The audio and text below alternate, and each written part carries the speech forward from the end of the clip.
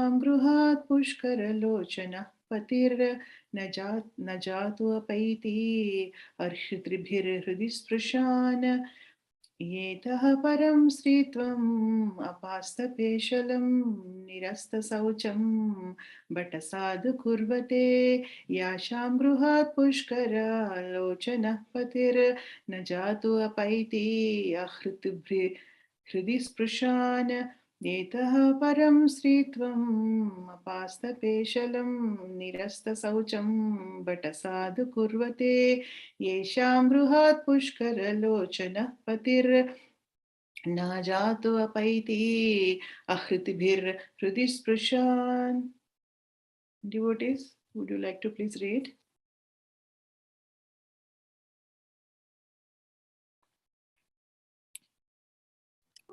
एतापरं स्त्रीत्वम् अपास्तपेशलं निरस्तशौचं बत साधु कुर्वते यासां गृहात् पुष्करलोचनः पतिर्नाजात्वपैति आहृतिभिर्हृदि स्पृशन्. Thank you, Krishna. Thank you. एतापरं स्त्रीत्वम् अपास्तपेशलं निरस्तशौचं बत साधु कुर्वते यासां गृहात् पुष्करलोचनः पतिर्न जात्वपैति आहृतिभिर्हृदि स्पृशान्. Thank you so much, Prabhuji. Anyone would like to read?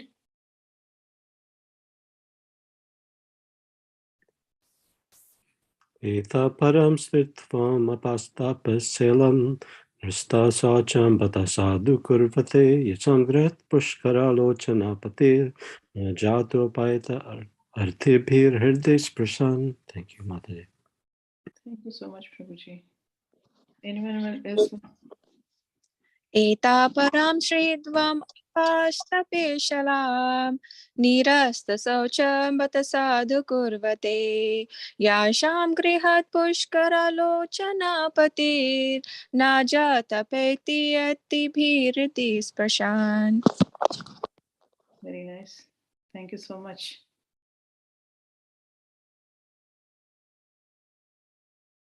So, okay, I go with the synonyms.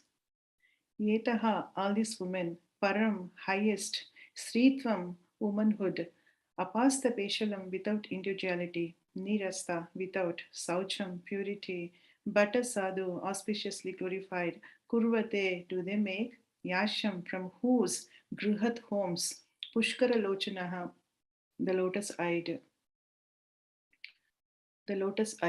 Patihi, husband, na jatu, never at any time, apaiti, goes away, ahridibihi, by presentation, hridi, in the heart, sparshan, endeared. Translation and purport by His Divine Grace A.C. Bhaktivedanta Swami Srila Prabhupada ki jai. All these women auspiciously glorified their lives despite their being without individuality and without purity. Their husband, the lotus-eyed personality of Godhead, never left them alone at home. He always pleased their hearts by making valuable presentations. Purport: the devotees of the Lord are purified souls. As soon as the devotees surrender unto the lotus feet of the Lord sincerely, the Lord accepts them, and thus the devotees at once become free from all material contaminations. Such devotees are above the three modes of material nature. There is no bodily disqualification of a devotee, just as there is no qualitative difference between the Ganges water and the filthy drained water when they are amalgamated. Women, merchants, and laborers are not very intelligent, and thus it's very difficult for them to understand the signs of God or to be engaged in devotional service of the Lord. They are more materialistic, and less than them are the Kiratas, Hunas, Andhras, Pulindas, Pulakashas, Abhiras, Kankas, Yavanas, Khasas, etc. But all of them can be delivered if they are properly engaged in the devotional service of the Lord. By engagement in the service of the Lord, the designative disqualifications are removed, and pure souls, they become eligible to enter into the kingdom of the God. The fallen girls, under the clutches of Bhamasura, sincerely prayed to Lord Sri Krishna for their deliverance, and their sincerity of purpose made them at once pure by the virtue of devotion. The Lord therefore accepted them as his wives, and thus their lives became glorified. Such auspicious glorification was still more glorified when the Lord played with them as the most devoted husband. The Lord used to live with his 16,108 wives constantly. He expanded himself into 16,108 plenary portions, and each and every one of them was the Lord himself without deviation from the original personality of Godhead. Original personality. The Shruti mantra affirms that the Lord can expand himself into many. As husband of so many wives, he pleased them with all presentations, even at a costly endeavor. He brought the Parijata plant from heaven and implanted it at the place of Satyabhama. So, one of the principal queens. If therefore anyone desires the Lord to become one's husband, the Lord fulfills such desires in full. Such a beautiful verses we have been reading for the last few weeks from Srimad Bhagavatam. Very, very beautiful verses. So translation, I'm going to read one more time and then we can start the discussion. All these women auspiciously glorified their lives despite their being without individuality and without purity. Their husband, the lotus-eyed personality of Godhead, never left them alone at home. He always pleased their hearts by making valuable presentations. Basically, this translation is divided into three sections, right? So three sentences are there, but there is so much, imbibed in these three sentences of the translation. And Srila Prabhupada beautifully adds also purport. It's an added nectar. Srila Prabhupada's actually purports are added nectar to the verses of Srimad Bhagavatam. We are so fortunate to read Srila Prabhupada's books basically. So now the question, what is going on here? Basically, for the last few verses, we have been, reading the discussion between the Hastinapura ladies who are actually pure devotees of the Supreme Personality of Godhead. In the first portion, actually, they started their discussion with the glorification of the Supreme Personality of Godhead. And then now they have started for the last few verses glorifying the wives of the Supreme Personality of Godhead. Here, especially, all these women means who are these women? Basically, these women are the queens of Dwaraka, the exalted queens of the Supreme Personality of Godhead, Sri Krishna, the wives of the Supreme Lord, basically. And when we read the first sentence itself, we can see there are two questions arises from this first line itself. What is two questions? All these women, who are the women? That is the third question. Basically, these are queens of Dwaraka.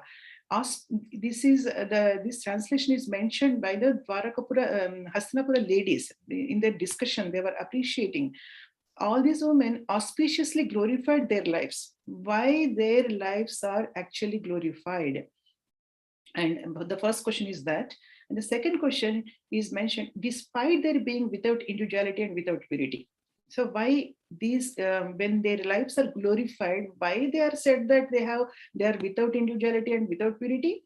So basically, to understand that, we have to discuss the pastimes of Bhaumasura.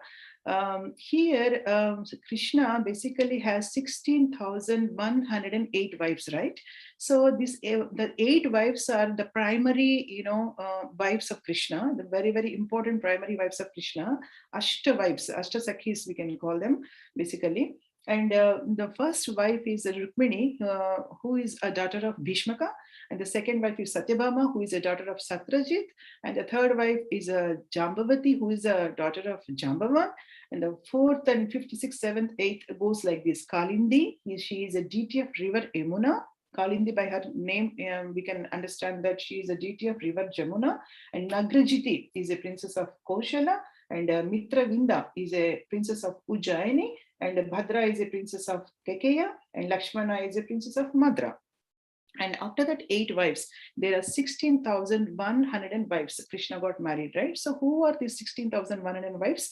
Why their lives are especially glorified, and why actually they are said that they don't have any individuality or purity? We will discuss that now. Actually, it starts with the pastime of Bhaumasura, who is a son of Lord Varahadev and the goddess of earth. So when Lord Varaha appeared, when the earth was inundated in the water, so he appeared to uplift the earth. So when he uplifted the earth by his touch, by their union, actually Bhaumasura was born. This Bhaumasura, even though he's the son of the Supreme Personality of Godhead, he had a bad association of the another demon, Banasura. So Banasura is such a cruel, actually, demon, and he was threatening the three worlds basically. But he was a devotee of Lord Shiva. So when Lord Shiva, usually you all must be knowing that Lord Shiva does Tandav and Nrutyam and all that, right? When Lord Shiva does Tandav and Nrutyam and all that, this Banasura usually plays drums and all that. So Lord Shiva was so much pleased with his service. So he offered him a benediction saying that, see, I will be your protector always. So that was the promise he made to Banasura.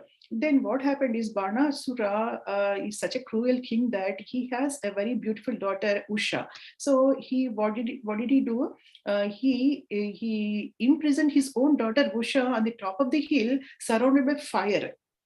And this Usha actually fell in love with Krishna's son Aniruddha. So what is going to happen? Krishna, along with Balarama and all the army forces, he came and he had a fight with Banasura. So Banasura has 1,000 hands and he cut off all the hands, leaving except only 2 hands.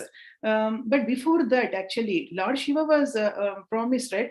He had promised Banasura that he will protect him. So he interfered in between. Then what happened? There was a fight between Lord Shiva and Lord Krishna also.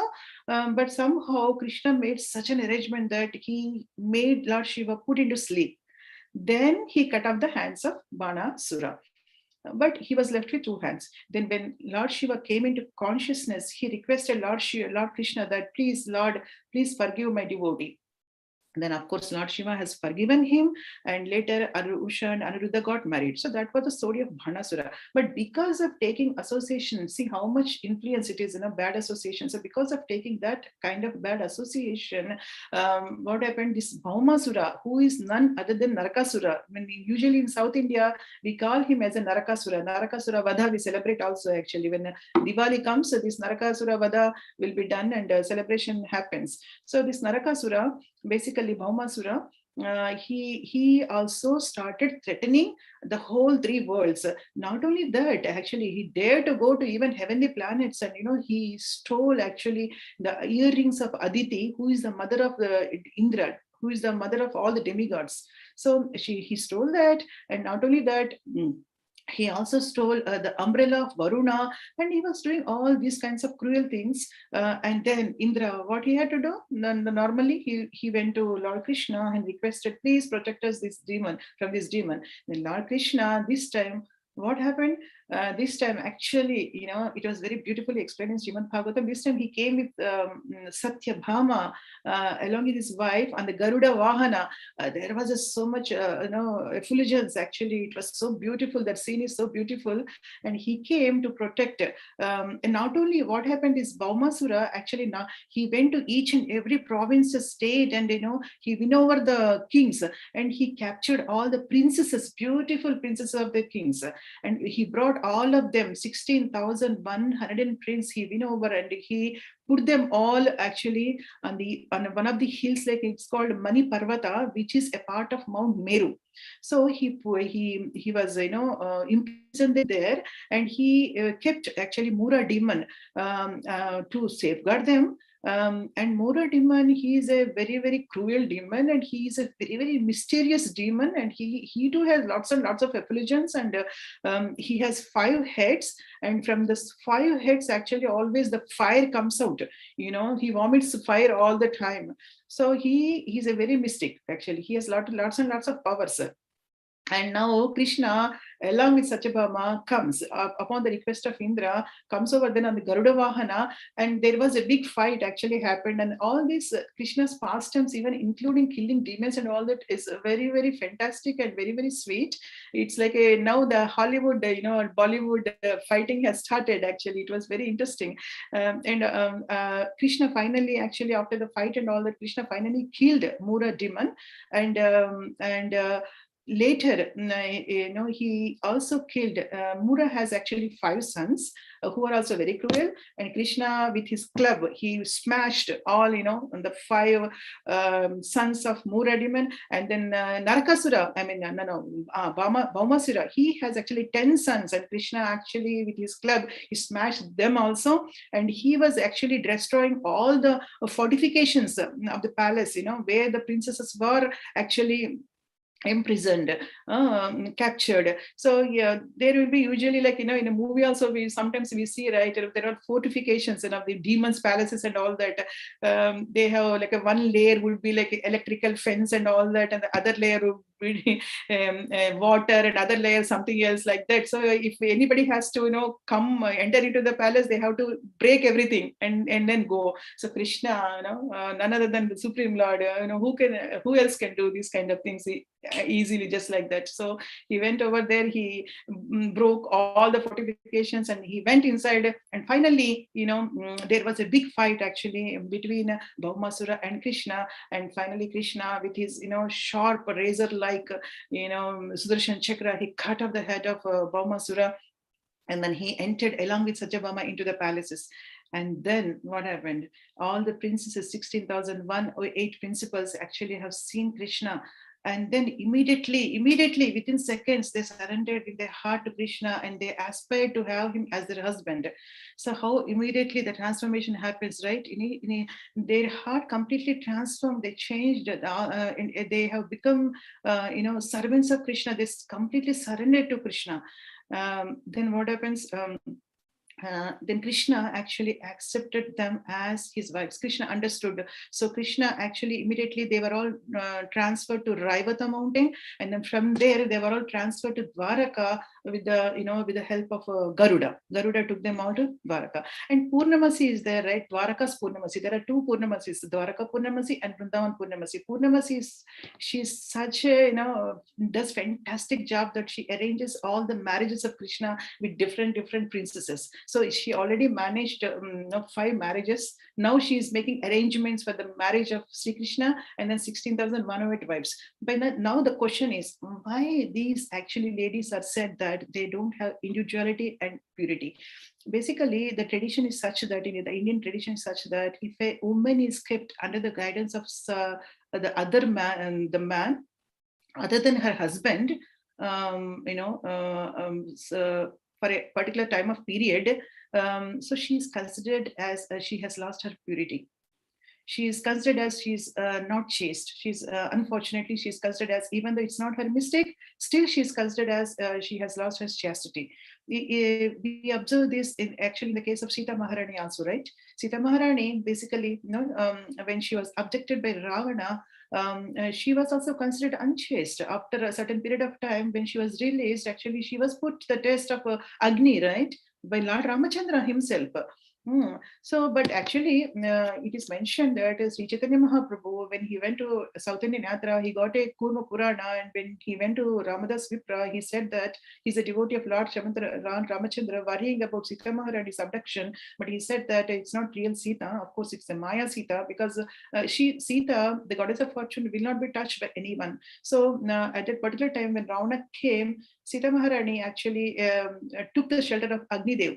Then Agnidev put Maya Sita over there. So Ravana abducted Maya Sita. When she was put into Agni test, then Maya Sita entered into the Agni, and the real Sita, actually with a lot of sanctity, came out of the Agni.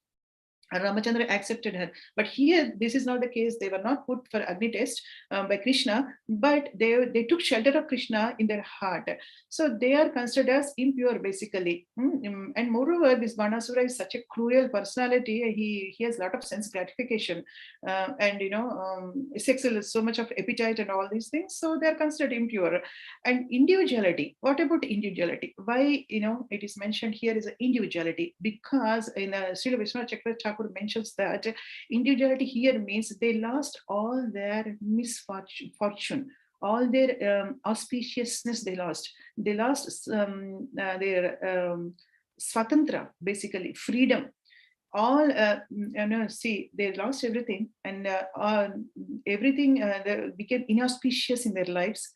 because of the abduction by Manasura, and they got misfortune and they lost all the independence basically, because they are actually the highly elevated queens, and they were all looked up by all the citizens, and they have a lot of respect, and they have a lot of admiration by the people. And now, just because this demon abducted them, they lost all their individuality and good fortune and auspiciousness and independence, everything they lost. They were like compared like a railway station, and all the people, how people will be going here and there, right? Nobody is caring to nobody cares nobody. So they have become like that. Everybody are put in one place and no importance, no value at all. So that is the reason why it is mentioned here, and the individuality and without purity. So basically here we have to discuss before going to discuss another section of this one sentence.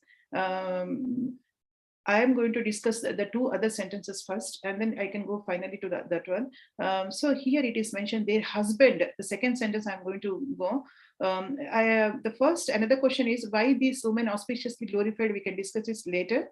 Their husband, the lotus-eyed personality of Godhead, never left them alone at home. What does it mean basically? So Krishna has expanded into when he is getting married, right? So Purnamasi made all the arrangements, and then Krishna expanded into original personality of Godhead of each number, 16,108 Krishnas. For each and every wife, he expanded as one personality. So marriage was done in 16,108 palaces with the expansions of Krishna, 16,108 forms.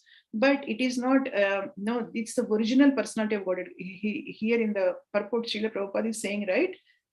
The Lord used to live with his 16,108 wives constantly. That is what mentioned in the translation, right? Krishna never left them alone. That means that Krishna has given his presence. How fortunate are actually the wives of Krishna, right? Krishna has given his constant companionship to all his wives, without neglecting them. Even though he's a supreme personality of Godhead, still he expanded himself into 16,108 plenary portions, and each and every one of them was the Lord himself, without deviation from the original personality of Godhead. There is no duplicate form. Everything is original itself. So, and one more thing is that where it's not that Krishna's physical presence is there, then only he is with them.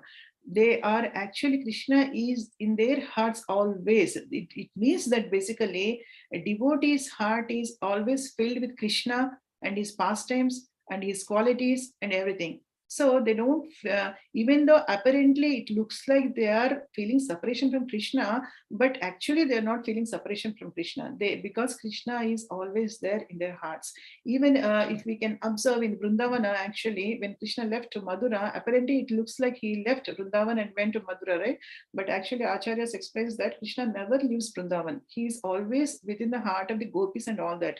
He never leaves. Only Shyamasundar Krishna will always be there in Vrindavan, and Vasudeva Krishna always be there in Dwaraka, and accompanying their wives here, accompanying the gopis and all these things. So what happened? Krishna married, and he never left his wives, and he always accompanies them. And there is a beautiful verse mentioned.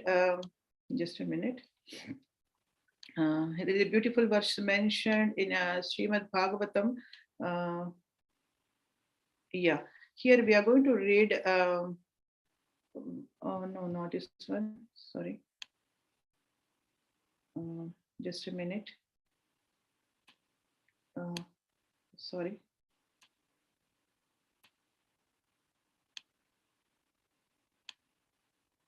So.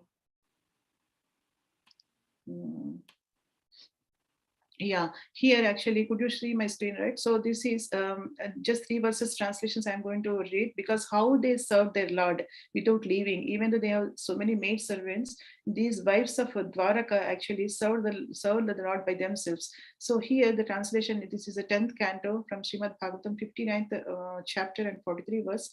The Lord, performer of the inconceivable, constantly remained in each of his queen's palaces, which were unequaled and unexcelled by any other residence. There, and all the residences are same opulences, have same opulences. There, although fully satisfied within himself. See, Lord is always fully satisfied within him. He doesn't need any enjoyment other than himself, but still he enjoyed with his pleasing wives. And like an ordinary husband, he carried out all his household duties. They're very fortunate, basically. And then that those women obtained as their husband, the husband of goddess of fortune, although even great demigods like Brahma do not know how to approach him. With ever increasing pleasure, they experienced loving attraction for him, exchanged smiling glances with him, and reciprocated with him in ever fresh intimacy, replete with joking and feminine shyness. And then the last one translation, although the Supreme Lord's queens each had hundreds of maidservants, they chose to personally serve the Lord by approaching him, humbly offering him a seat, worshipping him with excellent paraphernalia, bathing and massaging his feet, giving him palm to chew, fanning him, anointing him with fragrant sandalwood paste, adoring him with flower garlands, dressing his hair, arranging his bed, bathing him, and presenting him with various gifts. So this was the, their service for the Supreme Lord, and Supreme Lord was also so enjoying so much, with his wives taking all the services, even though he doesn't need any services. Because of their satisfaction, because of their desire, Krishna always fulfills the desires of his devotees, right? That's what it is also mentioned here in the last sentence. Anyone desires the Lord to become one's husband, the Lord fulfills such desires in full. So this was the second sentence meaning, and then discussion. And he always pleased their hearts by making valuable presentation. What kind of valuable presentation God does?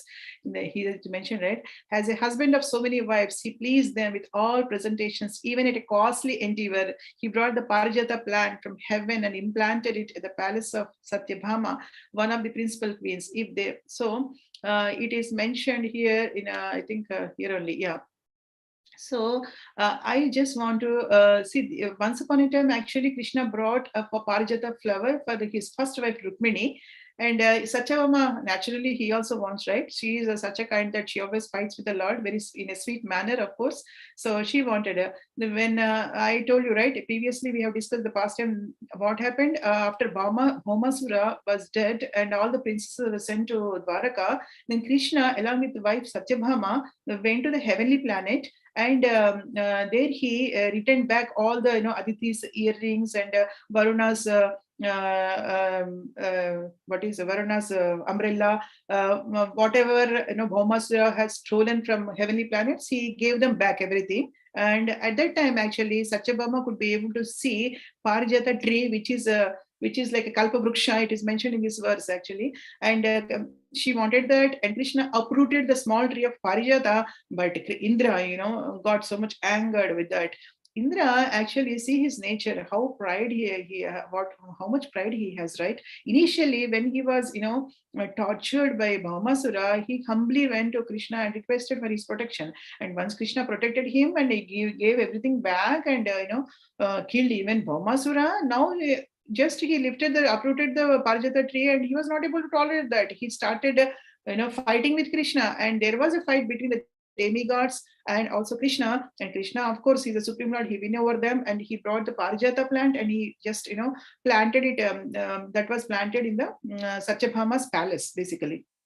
So Krishna actually takes such kind of risk for his wife's pleasure. So, but actually there is a very nice analogy is given in this particular beautiful verse 4:30-32 that here I want to read this because it is a comparison is given, like how a bee actually, when it takes shelter of Parijata tree, she never goes to any other tree because the abundant supply of honey would be there in the Parijata tree itself. So what is the need for the bee to go somewhere else, right? In the same way, actually, one who takes shelter of the Supreme Personality of Godhead, at the lotus feet of Supreme Personality of Godhead, it's like honey. So nobody can leave those feet forever. They cannot go to any other shelter. Basically, their shelter, they will fix to that shelter.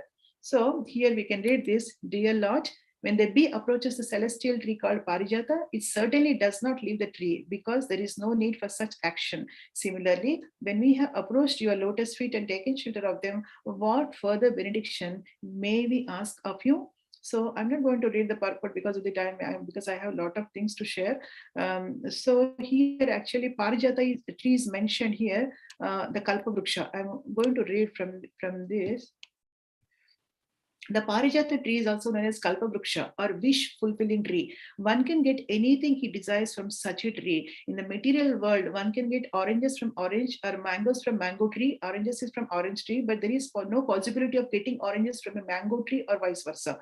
So here, basically the explanation is that we cannot get the other fruits from the same tree, right? Like when apple tree gives apple only. But in case of Kalpa Vriksha, it is a desire fulfilling tree. So we can get all mangoes, oranges, and any other fruit from the same Kalpa Vriksha. So it is mentioned here, tree is found in the spiritual world. Chintamani Prakara Sadmashu Kalpa Vriksha Laksha Vruteshu. So this Chintamani it's a Kalpa Vriksha.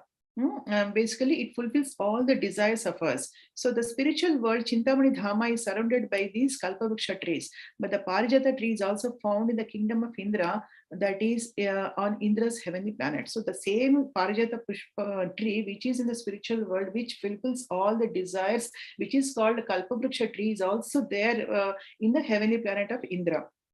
So this Parijata tree was brought by Krishna to please Satyabhama, one of his queens, and this tree was implanted in the Dwaraka mansions constructed for the queens. The lotus feet of the Lord are exactly like the Parijata trees, are a wish fulfilling trees, and the devotees are like bumblebees, and they're always attracted with the lotus feet of the Lord. Very nice analogy, very nice comparison is given, right? So Lord's feet is such so sweet. So this is a story of Parijata tree and how Krishna gives valuable presentations to his wives. Now, actually, we can go to the first session. Why these women, lives are auspiciously glorified? It is mentioned here in the second paragraph. The fallen girls under the clutches of Vamasura sincerely prayed to Lord Krishna for their deliverance, and their sincerity of purpose made them at once pure by the virtue of devotion. That means that and the Lord accepted them. So here in the purport, thus their lives became glorified. So why their lives are becomes glorified? Here it is mentioned, Srila Prabhupada in the purport, that as soon as the devotees surrender unto Krishna. So what is happening first? The surrenderance is happening to Krishna sincerely. The Lord accepts them. So next, what is happening? Lord, when we surrender to Krishna fully from within our heart, Krishna accepts us. And then does the devotees at once become free from all material contaminations. So when Krishna accepts us, then all material contaminations will be vanquished. And then next sentence, such devotees are above the three modes of material nature. So they are they go beyond the three modes of material nature. Krishna also says in Bhagavad Gita same thing, right? Arjuna, Traigunya Vishya Veda, Nisraigunya Bhavarjuna, go beyond the three modes of material nature. But how it happens? First we surrender to Krishna, Krishna accepts us, then all the contamination is removed, and then we go beyond the three modes of material nature. This is very nicely explained in the Bhagavad Gita 14.26 verse. One who engages in full devotion to Krishna, full devotional service, unfailing in all circumstances, at once transcends the modes of material nature, and this comes to the level of Brahman. So pure devotional service, they would start.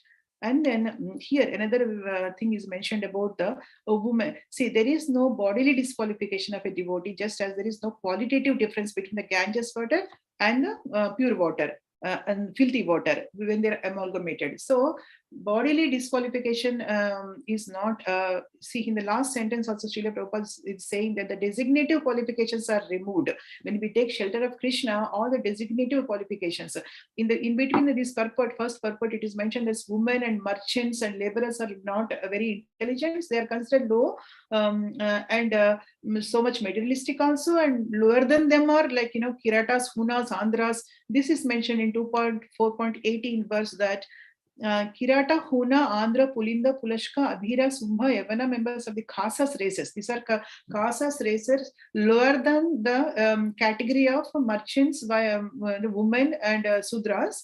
They're lower than that category. And even others addicted to sinful acts. They're so much addicted to sinful acts. Can be purified. by taking shelter of the devotees of the Lord. So these categories are also will be purified by just taking the shelter of the Supreme Lord, due to his being the supreme power. So Krishna's supreme power, they will also get actually delivered. That is what it is mentioned here. And then basically what happens is the first purport is mentioning that the devotees of the Lord are purified souls, right? So when the devotees of Lord actually when they become pure, they acquire all the qualities of demigods. That is mentioned here in the 5.18.12 of Srimad Bhagavatam. All the demigods and their exalted qualities such as religion, knowledge and renunciation become manifest in the body of one who has developed unalloyed devotion for the Supreme Personality of Godhead Vasudeva. On the other hand, a person devoid of devotional service and engaged in material activities has no good qualities. Even if he is adept at the practice of mystic yoga or the honest endeavor of maintaining his family and relatives, he must be driven by his own mental speculations and must engage in the service of Lord's external energy. There is no other option. If he doesn't take the shelter of Krishna, getting the mercy of Krishna, how can there be any good qualities in such a person, right? So there will be no good qualities. But on the other hand, whoever takes shelter of Krishna, they are imbibed with all the spiritual qualities and all the demigods qualities also they will get.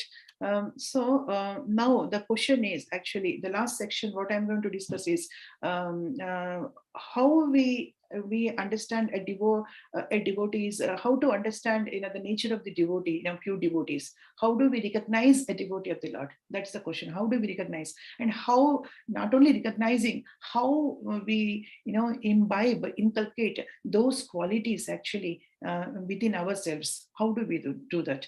That is the last section, and it is mentioned in actually CC Madhya Leela.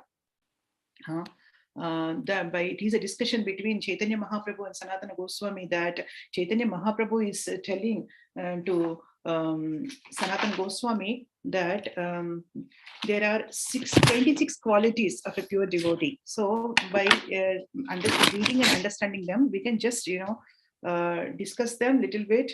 I don't know, I am not able to discuss the 26 qualities because of the time factor, but at least some qualities we can go through a little bit fast. So here it is mentioned, I read the verses, it's very beautiful.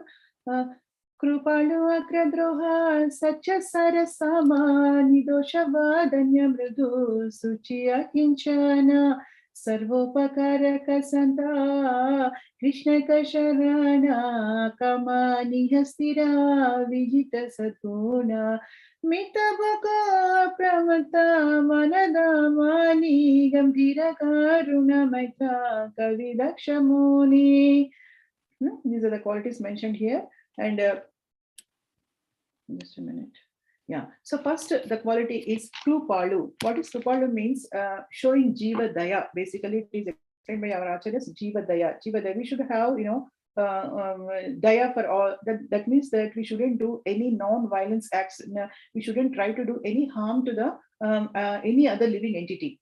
We should be very, very because when we understand, a devotee understand that when we understand that everyone are a part and parcel of Krishna, then automatically we respect each and every living entity, right? So we don't harm any living entity, and we don't kill any living entity, and we don't do any violence to living entities, basically. And at the most, we can, what we can do is we can actually share Krishna consciousness. We can enlighten other souls. That is called as Jiva Daya. Next, Akrita Droha. Akrita Droha means we have to be very humble, not defiant of others. That means that we have to leave our argumentative mentality. We shouldn't argue with anyone. Sometimes actually we have to tell the truth to others. We have to convey the truth to others, but in a gentle and soft manner, but not with argumentative mentality and all. We try to be very, very humble and not to be defiant when we speak about others, when we speak about truth with others. And then Satyasara. Satyasara means actually truthfulness, basically. So truthfulness is the one of the legs of the dharma, it is mentioned, right? So if we have to, a devotee is always actually truthful. He never tells lies. Even Mahatma Gandhi also in his life, he never told lie. And Martin Luther King Jr. Once upon a time he gave a statement, who is actually advocate of civil rights. He said that in the future, basically, future generations they will not believe that such a person existed, like Gandhi like person existed, because nobody could be able to tell the truth. And regarding this, there is a very nice pastime connected with that. In the Mahabharata it is mentioned, actually Yudhishthira Maharaj, he's called as Dharmaraj, right? He always speaks truth, he never tells lies.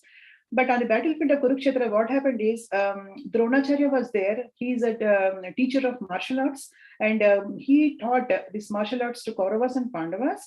And then now Pandavas are not able to actually defeat him on the battlefield. So Krishna set a plan. And he said somehow, we have to demoralize Dronacharya. Then he will stop fighting.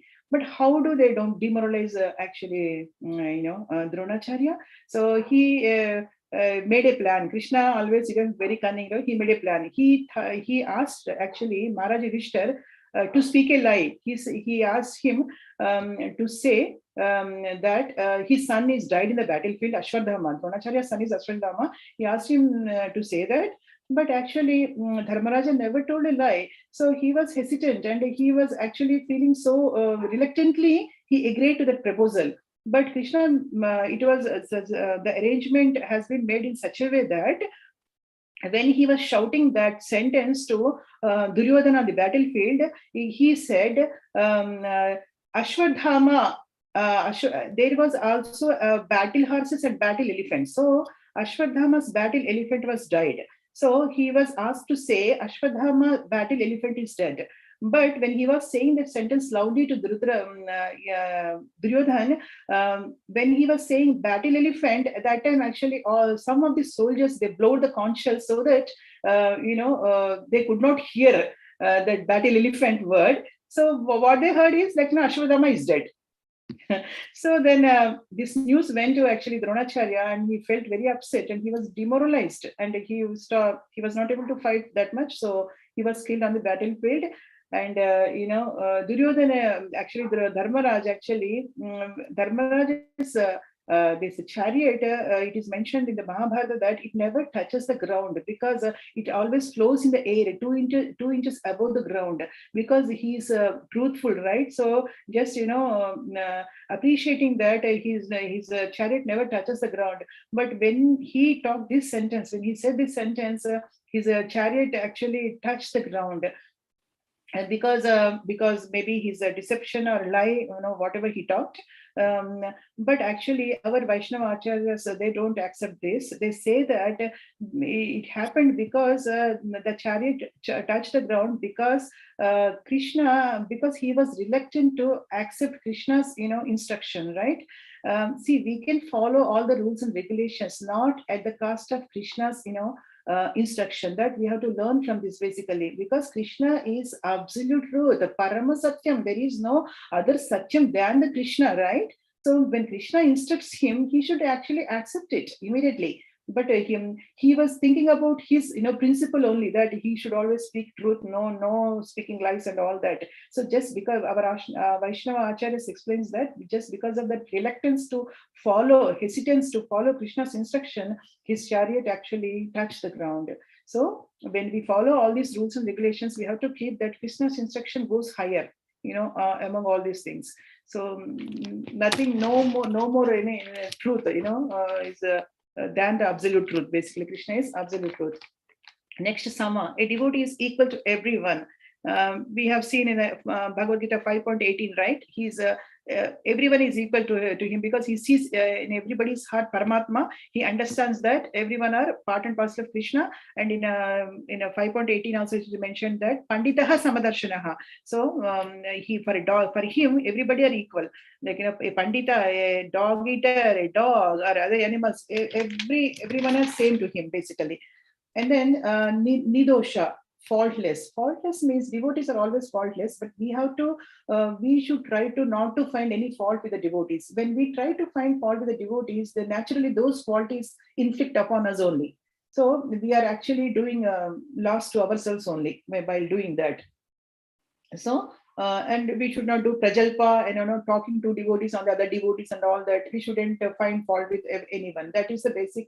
I'm explaining in a simple way because we don't have much time. And Vadanya is actually Chaitanya Mahaprabhu is said, right? Vadanya is most magnanimous, most generous in giving. So we should be more generous in giving something valuable. If we have to share with others. Maybe Krishna consciousness, we have to share with others. We have to be very, very generous. We should not consider whether he's a qualified or he's not qualified, or he deserves my sharing or doesn't deserve. No, all these things we should not think. But whatever, if something good is there with us, we all not bad. Something good is there with us. We have to always generous to share with the others. Next is mrudu. Mrudu means soft and mild. When we approach, we should not be arrogant. When we approach others in some dealings, then we have to be very, very soft, very, very sweet, very, very gentle. Whatever we want to convey with others, not arrogantly we should convey, but we should convey in a very, very soft, mrudu way. Suchi, cleanliness. And cleanliness means it is also one of the legs of dharma. So the cleanliness means not only external cleanliness, but cleanliness of the heart is very, very important, especially our mind control. So we have to control our mind, because mind is in a place of all desires, right? So our desires should be pure, not with contaminated desires and all that always. So we have to be very, very clean internally and externally. Okay. And then akinchana means without any material possessions. It doesn't mean that we have to leave all our material acquisitions and go to the forest and do tapasya, but whatever we have to use it in Krishna service. That is what is mentioned. There is no exploitation what we have, and there is no rejection what we have. So fall to vairagya we cannot do it. So yukta vairagya, it is mentioned by acharyas. Yukta vairagya means what is that? Proper utilization of everything what we have, basically our possessions. Use it in Krishna service, basically. Sarvopakara, welfare for all the welfare of all the living entities, we have to work.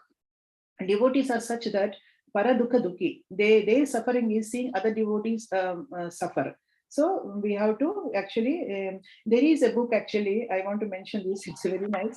There is an author is there, Daniel M. Colony. He had made a book, All Sickness is Homesickness. All sickness is homesickness. So whatever the suffering we are having here is because of our homesickness. What is our actual home? Spiritual world, Goloka Vrindavana. But we have come here, right? So it makes a lot of sense, right? All sickness is homesickness. Because of homesickness, we are all suffering in this material world. So we have to work for the welfare of the others, basically. We cannot see so we have to see that our spiritual bank account is much, much higher than our material bank account. So whatever we are doing for others in Krishna consciousness is much, much better than it's a permanent one. And the spiritual bank account, material bank account is very, very temporary. So we should understand that. Like Shanta next. Shanta is very easy. Shanta is devotees are always peaceful, right? Because they don't care what is coming into their life, what is going in their life. They just don't care. So they're always peaceful. Whatever the circumstances in their life, they're always considered they're very, very peaceful. And the next is Krishna Sharanam. This is so interesting. So Krishna, basically, see, we all have to take the only one and only shelter is Krishna. That's it. No other, absolutely no other shelters. When a person understands the verse from Brahma Samhita, like, Isvaraha Parama Krishna, Sachit Ananda Vigraha, Anadiradhar Govinda, Sarva Karana Karanam, when there is no other cause than the Krishna, then everybody naturally surrenders. And moreover, in Sri Jiva Goswami, he gives one explanation, very nice explanation for the Bhagavan. He calls it as a Guna Vachishta. Why it is Guna Vachishta? Because whoever comes into contact with Krishna, for him, there is no other alternative except to surrender to Krishna, except to fall in love with Krishna. So whoever comes into contact with Krishna, it's natural that Krishna is so attractive. They will fall down in love with Krishna. And actually, I have an example. I just want to convey this to you that Bhakti Siddhanta Saraswati Thakur was there, right? So he's always on the spiritual plane. He's on the, even though he is in the material world, he's always on the spiritual plane. So when he was existing, there was a daily newspaper which is called as a Nadia Prakash. So there was an editor friend of Bhakti Siddhanta Saraswati Swami for Amrita Bajar Patrika. So once he came to Bhakti Siddhanta Saraswati and lived there for some time, then Bhakti Siddhanta Saraswati asked him, why can't you print daily newspaper for Krishna consciousness? Then that person was shocked. What, Prabhu, what are you saying? What would be there to print every day? Krishna conscious activity, what would be the news? What should I actually print also? Then Bhakti Siddhanta Saraswati Thakur said, do you think there is no activity going on in the spiritual world? There are so many activities going on in the spiritual world. Krishna is busy performing all the pastimes, How do you? In fact, your reporter has to have access to that.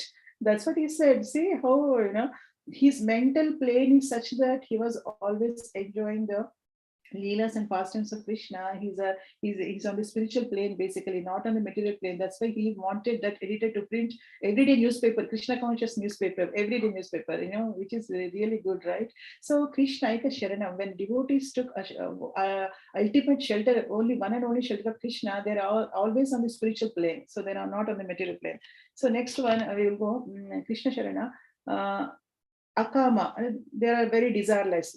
Why devotees are called desireless? Because their desires are not separate from Krishna's desires. Krishna's desires and their desires are same, one and the same. Krishna is always for himself and by himself. So once they understand that, Krishna, they just work for the Krishna's pleasure. So then they're considered as there are no desires. And aniha means indifferent to material acquisitions, basically, because whatever devotees usually, whatever comes on their way, they accept it, and whatever does not come, they know, right? As for destiny, we don't need to separately endeavor for any material things. Whatever comes on our way, as per our destiny, is going to come, right? So we are going to enjoy that. But devotees usually, they don't, they don't consider they don't desire for anything, and they're detached from material acquisitions. What they have, even if they have some material acquisitions, they are just detached, and they use it in Krishna service. And the next one is Thira. Thira is devotees are always fixed to the lotus feet of Krishna. So only Krishna conception, nothing else in their life. So they are, in that way, they are fixed. And Vijita Sadguna, that means that they're always out of the 6 bad gunas, lust, anger, greed, kama, krodha, lobha, moha, mada, matsarya. They're always out of that, basically. So anger, very, very dangerous, all these things, right? We know these, things like Ambrish Maharaj and Durvasa Muni. Even though Durvasa Muni is such a great exalted personality, but he was not able to control his anger, right? So until that's why Sudarshan Chakra was sent to kill him, and then he took the surrender of Ambrish Maharaj. Then he was saved. So all these things are very, very bad things. So a devotee is out of this. So we will also try to come out of these 6 bad things, like kama, krodha, lobha, moha, mada, matsarya. And when I said this aniha, there is Sudama. Anika means indifferent to material acquisitions. I want to give an example of Sudama. Sudama, initially he didn't had any property and wealth, but he, on his wife's advice, when he went to Krishna, he got everything in his life. But he was so much detached. He wasn't happy with all the opulences. His wife was enjoying. He was happy for that, but he was so much detached from everything. So like being myth book. So myth book is eating very little, not more than necessary, basically. So Srila Prabhupada gives often an example. If a sack of rice is kept on the road, usually animals, bees, and birds, they would come and take little bit, how much ever they want, they eat, and they leave at that and they go. But a bag of rice is kept on the road, a human being, he goes and he just takes that bag and he leaves, right? So that is the attitude of actually human beings, but not better than animals, basically. Animals are better than human beings. Whatever they want, they eat it. But the human beings, they want to accumulate for tomorrow, day after tomorrow, for next few years, and maybe next lifetime also. So we have to eat how much ever we require for the body to worship Krishna, basically, for our spiritual services. Apramata is we should be very, very allowed without intoxication. Basically, a devotee is not always intoxicated. But intoxication means here not exactly intoxication, but our mind is intoxicated with material desires. So our mind's desires basically. So a devotee is always alert in Krishna consciousness. He is not inebriated and he's not intoxicated with material desires. He's always happy in Krishna service. So Amanina Manadena, we know that Manada and Amani, Sishashtaka we know, right? A devotee always wants to do respect to others, doesn't expect anything from others. So Gambhira is very grave, Karuna is compassionate, and Maitra is devotee is always friendly with others. I'm making it very short because we are already 9:01. I don't want to take much time. So Maitra is devotee is always friendly with others, and Kavi is a very poet. We have so many poets in our acharyas like Narottam Das Thakur and so many others, like poetic way they always sing song, write songs and all that. Our 6 Goswamis are there, kavis, poets, daksha, and very very expert. Our acharyas, we can take the example of Srila Prabhupada and our acharyas, very very daksha. They're very very expert in writing scriptures and everything. Actually, Mauni is a devotee, is always silent. He silently does his work. He doesn't speak too much. Only if he speaks about Krishna only, but he doesn't speak more than that. So these are all the qualities actually imbibed by the. So we can, by seeing these qualities in devotees, we can actually recognize them that these are the devotees of the Lord. So basically, these Lord's wives, 16,108 wives are imbibed with all these qualities, so that they can actually please Krishna's heart. They can actually impress Krishna. And steal Krishna's heart. So Krishna has made a permanent seat in their wives' hearts. So maybe by at least by inculcating at least 1 or 2 qualities of these 26 qualities, we will also try to attract Krishna and make him sit in our hearts. Hare Krishna. Thank you so much for tolerating me for the last 1 hour, devotees. Hari Bol, Hare Krishna. I will end my discussion here. Thank you so much for all your patience. Thank you, Radha Kunda Mataji, for thoroughly exploring this verse and all of its glorious implications. Any devotees would like to share realizations, questions? Please do so.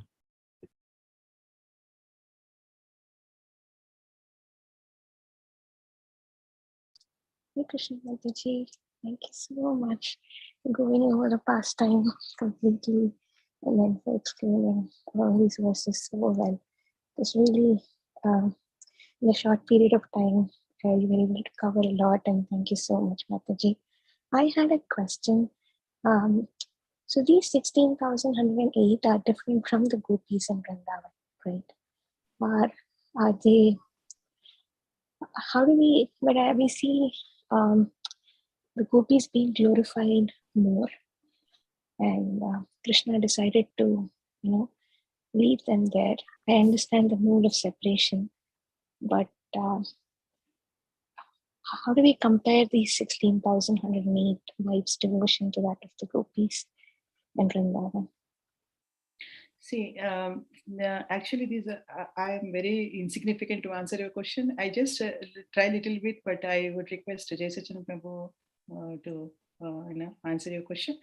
But these 16,108 wives are different from the gopis. They are not gopis, because these, as you must be also knowing, but I am just reminding you that we have heard that these gopis are actually basically are from 16,000, basically 16,100 wives are the rishis, munis in the previous yuga, whoever wanted Krishna as their wife, as their husband.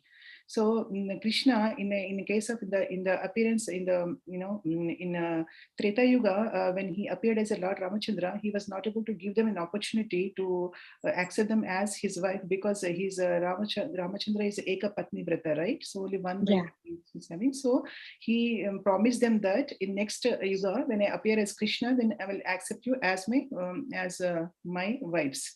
So he has given this opportunity. There are so many wives, Dandakaranya and Chitrakuta.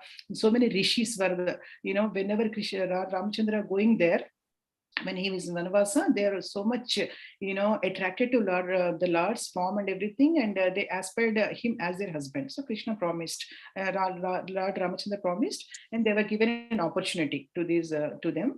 And moreover, this Rukmini and Satyabhama, these are all actually expansions of Srimati Radharani, expansions of Srimati Radharani, Chandravali, and all the Ashtasakhis are actually the expansions. It is mentioned by our acharyas that there are expansions of Srimati Radharani and and Chandravali. Rukmini is an expansion of Chandravali, and so Radharani's expansions basically. And what is the other question? About separation, could you make it little clear? Because your voice is very low, Anita.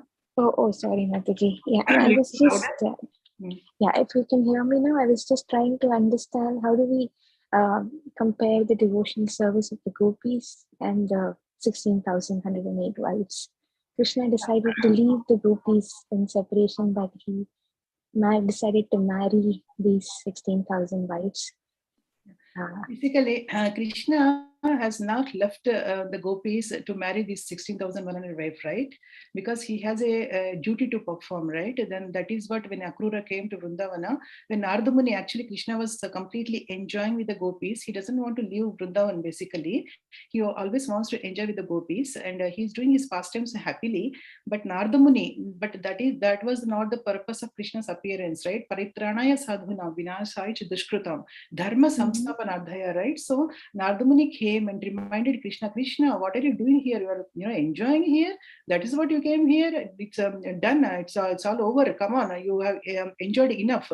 Now your duty is to go to Mathura and protect your parents. Your parents are suffering over there. A lot of demons are making them suffering. So you have to protect the praja there by killing all the demons. So then he reminded, and Krishna understood, oh, it's time to go live here. But actually, Krishna didn't live from over there. That is what I mentioned even my right now my discussion also, right? So basically Krishna is in Vrindavan is called as Shyamachandra Krishna, and he never leaves Vrindavan. But apparently it looks like Akrura, because Kamsa sends Akrura to bring Krishna to Madura finally.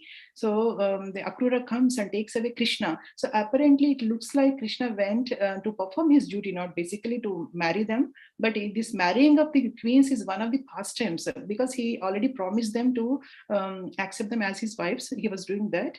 But separation means here actually gopis, yeah, that is true. I can understand your heart, but he never left gopis. Gopis are such that actually they are always there on the viraha bhava. Even though Krishna is, did you remember I have given in my previous discussions, I was explaining about different kinds of, virahas, sthai bhava and everything. All the different yes, types of, actually, gopis are Radharani and gopis are such that even if Krishna is in front of them, they will feel separation. They feel like, oh, Krishna might leave me, Krishna might leave me. That kind of attitude they have. So Krishna, basically two Krishnas are there, explained by our acharyas. Shyamasundar Krishna never leaves Vrindavan. He will be always with the gopis. Who went over there to kill all the demons is that this Vasudeva Krishna, basically. Vasudeva Krishna, that means Vishnu basically kills all the demons, not Krishna. Krishna is always so sweet. Even in Vrindavan also, there is no killing of demons, is not there. Only when he appears on this pastimes, earthly pastimes, right? So he never leaves Vrindavan, and even though Krishna, it doesn't matter, Krishna is there or not there, they will feel separation, because their love is such that they always feel scared that Krishna leaves them, because it happened for a pastime purpose. It happened many times also, right? Krishna leaves them. Srimad Bhagavatam, when Rasa Leela happens, suddenly he disappears, and they start singing Gopi Geet and all that, right? But Krishna again comes. So just to make their, I have heard actually that Acharya saying that to make their separation intense, sometimes Krishna performs pastimes that it looks like apparently he disappeared from the spot of that, rasa dance or something like that, but he never goes anywhere. He is always in the hearts of, gopis. Very, very nicely explained, Mataji. Thank you so much. Thank you so much. Jaisachan Prabhu, please, would you want to add? Just I tried, Prabhu. Would you please add to it? Thank you so much. I think Anita Mataji was completely satisfied by your answer? Thank you. Yes, Prabhu. Thank you, Prabhu.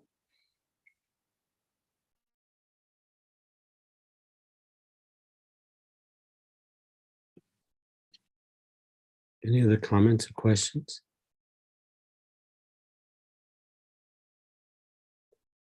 Mataji, you covered lots of things very nicely. I'm sure you've been the nice thing about the way you do the verse is you can tell that you absorb your consciousness fully in the verse, and you're trying to speak in a way where you can enhance your own Krishna consciousness, and that's very nice. So ultimately, the whole world is Krishna conscious. We just have to adjust our point of view and see why we don't see that. And so part of that is being absorbed in awareness of Krishna, just like all these wonderful associates of Krishna that you were pointing out in your nice lecture. Thank you very much. Srila Prabhupada ki jai, Her Grace Radha Kunda Devi ki jai, Thai Gaur Premanandi, Hari Hari Bol. Yes, thank you so much, Prabhuji. Thank you for giving me this kind of opportunity so that I could meditate on the pastimes of Krishna. While I prepare for the lecture, it is really helping me to give time to this preparation and all that. How I could present my discussion in front of such an elevated, exalted senior devotees. I'm very insignificant, Prabhu, but I'm very nervous every time that how I could please devotees. It's important to please devotees with the discussions like this, and I will try for that, Prabhuji, every time that how I can please so that gives me strength to meditate on the past tense. And thank you so much for all the encouragement you are giving me, Prabhuji. Thank you so much. I'm so grateful for this opportunity. Thank you for taking it up. Okay, thank you very much. Srila Prabhupada ki jai. Please join us for flower abhishek if you can today, Pushi Abhishek, and of course, wonderful class by His Grace Rohini Priya Prabhuji that will certainly occur. Thank you very much. See you then. Hare Krishna. Hare Krishna. Vanchakalpatarubhyasya kripa sindhubhyevacha patitanam pavanebhyo vaishnavebhyo namo namaha. Thank you so much. Hare Krishna, everyone.